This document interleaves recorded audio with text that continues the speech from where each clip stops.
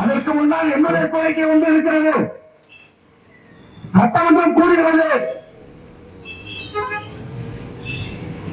சட்டமன்றத்தில் என்னுடைய 4 சட்டமன்ற உறுப்பினர்களும் தலைவருக்கு உயரிய பாதுகாப்பு வேண்டும் என்று தீர்மானம் ஏற்றுக்கொள்வார்கள். அதில் மாற்று கருத்து இல்லை. எங்களால் வெற்றி பெற்ற அரியலூர் சட்டமன்ற உறுப்பினராக இருந்தாலும் சரி, ஜெயங்கொண்டம் சட்டமன்ற உறுப்பினராக இருந்தாலும் சரி, அண்ணன் சிவசங்கராக இருந்தாலும் சரி, பெரம்பலூர் பிரபாகர் இருந்தாலும் சரி,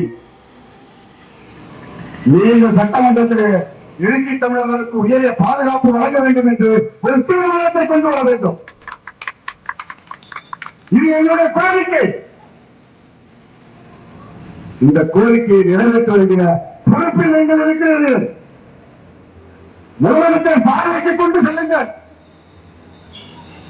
முதலமைச்சர் கவனத்திற்கு எடுத்துச் செல்லுங்கள்.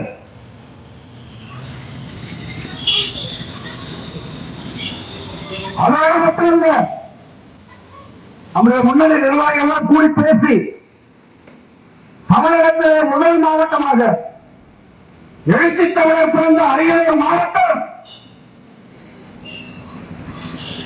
5000 பெண்கள் ஆண்களோடு அமர்ந்து மிகப்பெரிய ஒரு உண்ணாநிலை அறப்போராட்டத்தை தொடர் உண்ணாநிலை அறப்போராட்டத்தை நடத்துவதற்கு நம்முடைய பொறுப்பாளர்கள் அந்த முயற்சியை மேற்கொள்ள வேண்டும்.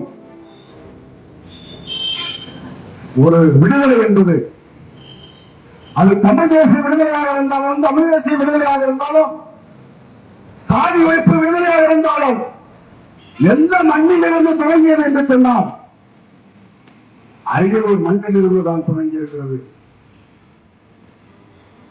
சாதி ஒழிப்பே